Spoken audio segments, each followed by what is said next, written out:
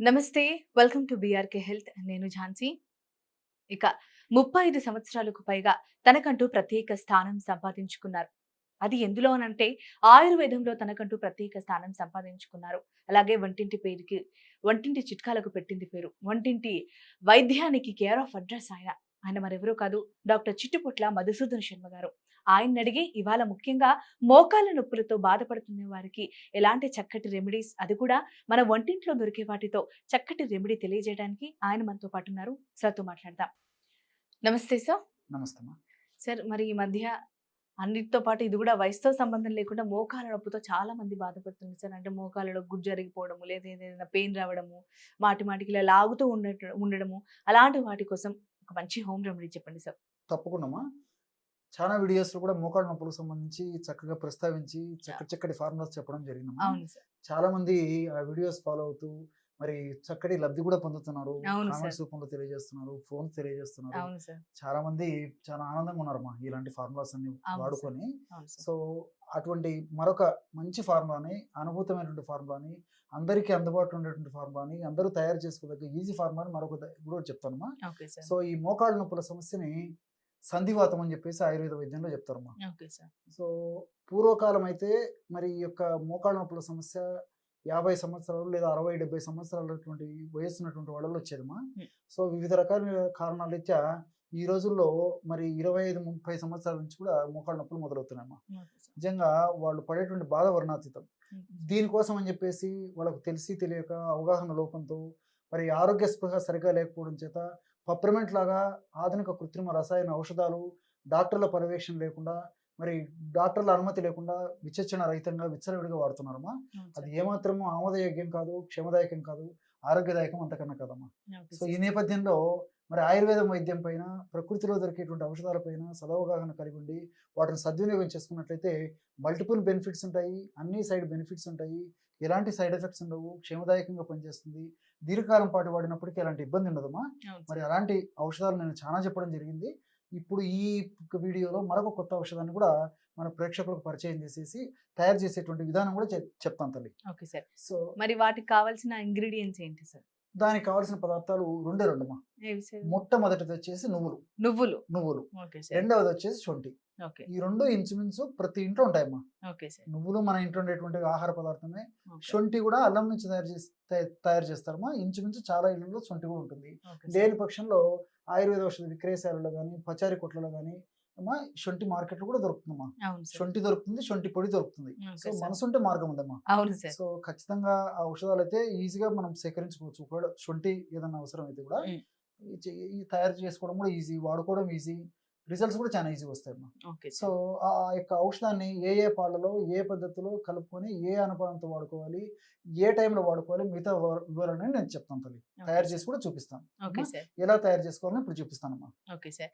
Sir, ముందుగా మేమైతే తెల్ల నువ్వులు తేవడం జరిగింది సార్. మరి తెల్ల నువ్వులు పర్లేదా సార్? నల్ల నువ్వులే వాడుకోవాలని ఏమైనా ఉందా? ఏదైనా వాడుకోవచ్చమ్మా. ఏదైనా నల్ల నువ్వులు వాడుకోవచ్చు. శ్రేష్టము.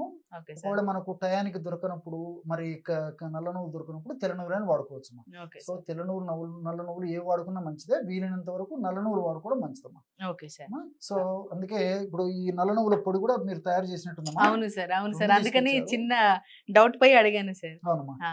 సో, తెల్ల నువ్వులు చూపించారమ్మా. తెల్ల అవును. నువ్వులు వాడుకోవచ్చు. ఓకే నల్ల సార్. నువ్వుల పొడి కూడా మీరు తయారు చేసుకొచ్చారు. అవును సార్. నల్ల నువ్వుల పొడి కూడా వాడుకోవచ్చు. Okay sir. ఏదైనా వాడుకోవచ్చు. ఓకే తెల్ల సార్. నువ్వుల పొడి గాని, నల్ల నువ్వుల పొడి గాని. Okay sir. అది ఎలా తయారు చేసుకోవాలో నేను చేసి చూపిస్తాను. ఓకే. సార్, మరి ఆ ఇంగ్రీడియెంట్స్ ఏంటో ఒక్కొక్కసారి మరి మీకు చూపిస్తాను కూడా సార్ మరి. ఓకే. ఓకే ఓకేమ్మా. సార్. ఆ! నల్ల నువ్వుల పొడమ్మా. Okay sir. సో, నల్ల నల్ల నువ్వుల నువ్వుల పొడి తయారు చేసుకొచ్చారు కాబట్టి అవును యాక్చువల్‌గా సార్. నల్ల నువ్వుల పొడి వాడడం మంచిదని చెప్పాను కదమ్మా. అవును సో, సార్. మీరు ఆల్రెడీ నల్ల నువ్వుల పొడి తీసుకొచ్చారు. అవును ఒక సార్. 50 గ్రాములు నల్ల నువ్వుల పొడి తీసుకోవాలమ్మా. Okay sir. అంటే నల్ల నువ్వులు కూడా మిక్సీలో వేసేస్తే ఈ విధంగా పాడైపోతుందమ్మా. మీకు తెలిసి ఉంటుంది. మీరే అవును తయారు చేసుకొచ్చారు అవును కాబట్టి సార్. అవును సార్. సో, ఈ విధంగా తయారు చేస్తే సరిపోతుందమ్మా. Okay sir. సో, ప్రేక్షకులకు అవగాహన నిమిత్తం కొద్దిగా మాత్రమే ఇందులో కలపడం జరిగిందమ్మా. Okay sir. సో, ఆహ్, పు మామూలుగా అయితే ఒక 50 గ్రాములు ఈ విధంగా నల్ల నువ్వుల పొడి కలుపుకోవాలమ్మా. ఓకే. 50 గ్రాముల 50 డబ్బల గ్రాముల పొడి. నల్ల నువ్వుల పొడి కలుపుకోవాలి. హ్మ్. అట్లే రెండవ పదార్థంగా శొంఠి పొడమ్మా. శొంఠి పొడి. శొంఠి పొడి కూడా మనకు మార్కెట్‌లో దొరుకుతుంది. దీన్ని డైరెక్ట్‌గా మిక్సీ పట్టేసుకోవచ్చా సార్? శొంఠి చిన్న చిన్న ముక్కలుగా చేసేసి మిక్సీలో పట్టుకోవచ్చు. ఓకే. లేని పక్షంలో మనకు శొంఠి పొడే దొరుకుతుందమ్మా. అవును సార్. అంత కరెక్టే. కష్టపడక్కర్లేదు. హ్మ్. శొంఠి పొడి తెచ్చుకున్నా సరిపోతుంది. హ్మ్. ఇది కూడా ఒక 50 గ్రాములు తీసుకోవాలమ్మా. ఓకే. ఇది కూడా 50 గ్రాములు. నల్ల నువ్వుల పొడి ఎంత తీసుకుంటామో శొంఠి పొడి కూడా 50 తీసుకోవాలి, 50 గ్రాములు తీసుకోవాలి. ఉమ్. కాబట్టి మనం ఇప్పుడు ఔషధం తయారు చేసి చూపించేందుకు కొద్దిగా మాత్రమే కలపడం జరుగుతుందమ్మా. మన ప్రేక్షకులు మాత్రం నేను చెప్పినటువంటి పద్ధతిలో 50 గ్రాములు నల్ల నువ్వుల పొడి లేదా తెల్ల నువ్వుల పొడి, 50 గ్రాములు శొంఠి పొడి, ఓకే.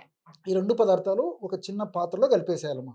మనకు ఈ ఏదైనా విధంగా ఇలాంటి బౌల్ లో కూడా ఇంకొంచెం నూరితే దానికి ఎఫెక్టివ్నెస్ అనేది ఇంకా బాగా వస్తుందమ్మా వస్తుందంట. వస్తుందమ్మా. So okay sir. ఒక అర నిమిషము లేదా ఒక్క నిమిషం లోపే ఉమ్. బ్రహ్మాండంగా ఈ పదార్థం అంతా కలిసిపోతుంది, ఓకే సార్. బ్రహ్మాండంగా కలిసిపోతుంది. ఓకే ఈ సార్. విధంగా ఈ విధంగా తయారు చేసుకున్నటువంటి ఈ యొక్క పౌడర్ ఏదైతే ఉందో ఉమ్. ఈ పౌడర్ని ఒక గాజు సీసాలో నిల్వ ఉంచుకోవాలమ్మా.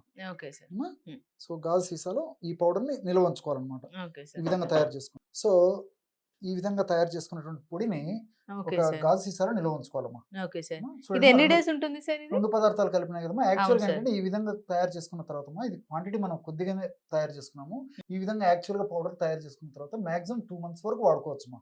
ఓకే మనం సార్. డోసుకునే డోసుని బట్టి ఆధారపడి ఉంటుంది. Okay 2 sir. months అయిన తర్వాత క్రమక్రమంగా ఔషధ గుణాలు తగ్గిపోతాయమ్మా. ఉమ్. కాబట్టి అంటే ఇప్పుడు మనం 50 గ్రాములు చెప్పాము కదమ్మా. అవును సార్. రోజు 5 గ్రాములు వాడుకోవాల్సి వస్తుంది. ఉమ్. రోజు 5 గ్రాములు అంటే 20 రోజులకు వస్తుందమ్మా. ఓకే ఒకవేళ సార్. ఎక్కువ ప్రమాణం తయారు చేసుకోవాలన్నా మాక్సిమం 2 months వరకు తయారు చేసుకోవచ్చు అమ్మా. Okay sir. అంతకంటే ఎక్కువ తయారు చేసుకుని నిల్వ ఉంచుకోవడం వల్ల ఇందులో ఉన్నటువంటి ఔషధ గుణాలు తగ్గిపోతాయి కాబట్టి, ఆశించినటువంటి ఫలితాలు కలగవు కాబట్టి ఫ్రెష్ గా తయారు చేసుకుని వాడుకోవడం వల్ల రిజల్ట్స్ బాగుంటాయమ్మా. Okay sir.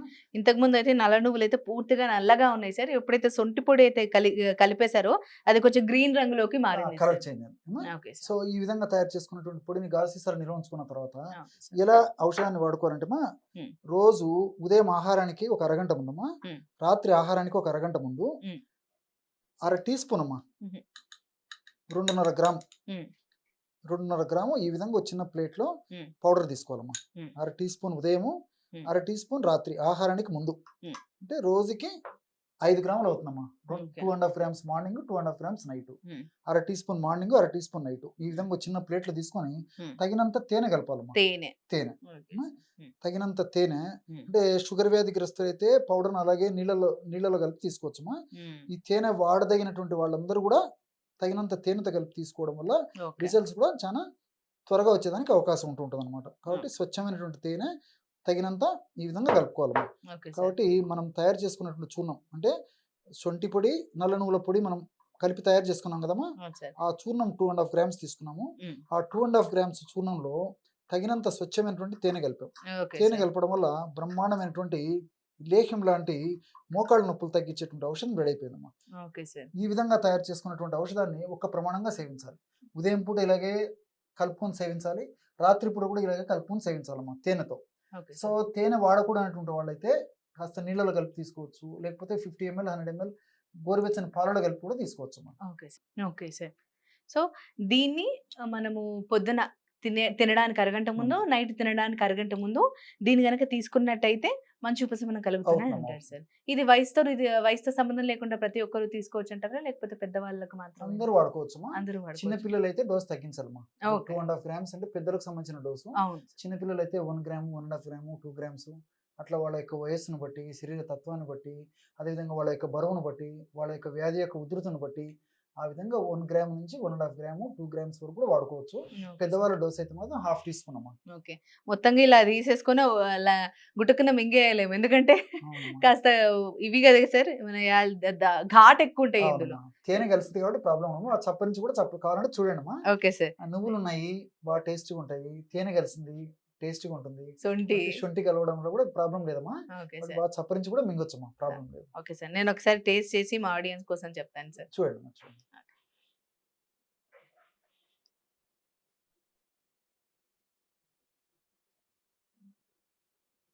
సొంటి అనేది బాగా తెలుస్తుంది సార్ ఇందులో. అవునమ్మా.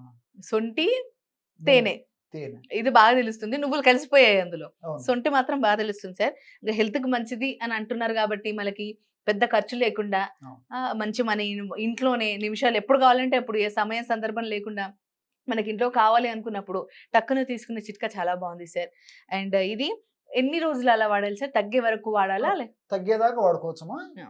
శరీర తత్వాన్ని బట్టి కొంతమందికి త్వరగా రిజల్ట్ వస్తుంది. కొంచెం టైం పడుతుంది. హ్మ్. తగ్గేదాకా వాడుకోవచ్చు. తగ్గిన తర్వాత కూడా కంఫర్టబిలిటీ వచ్చేసి కంప్లీట్‌గా తగ్గిపోయి నాకు బాగుంది అనిపించేటువంటి పరిస్థితి ఉన్నప్పుడైతే హ్మ్. వారంలో కేవలము 2 సార్లు వాడితే సరిపోతుందమ్మా. ఓకే అంటే 2 సార్. రోజులు ఉదయం, రాత్రి వారంలో అట్లా ప్రతి వారం ఉదయం ఒకసారి, రాత్రి ఒకసారి ఇట్లా కొన్నాళ్ళు వాడుతుండడం వల్ల మరలా సమస్య పునరావృతం కాకుండా కూడా ఉంటుందమ్మా. Okay sir. మోకాళ్ళ నొప్పుల వారికి మంచి రెమెడీ తెలియజేశారు sir. Thank you so much. Okay. చూసారు కదా డాక్టర్ చిట్టిబొట్ల మధుసూదన శర్మ గారు ఎంత చక్కటి రెమెడీ చెప్పారో. మోకాళ్ళ నొప్పులతో ఎవరైతే బాధపడుతున్నారో వారి కోసం ఈ చిట్కా మరొకసారి చెప్తాను.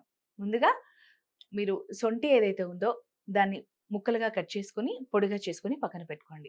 అలాగే తర్వాత నల్ల నువ్వులు గానీ, తెల్ల నువ్వులు గానీ మీకు ఏది అందుబాటులో ఉంటే అది. ముఖ్యంగా నల్ల నువ్వులైతే ఇంకొంచెం మంచిది.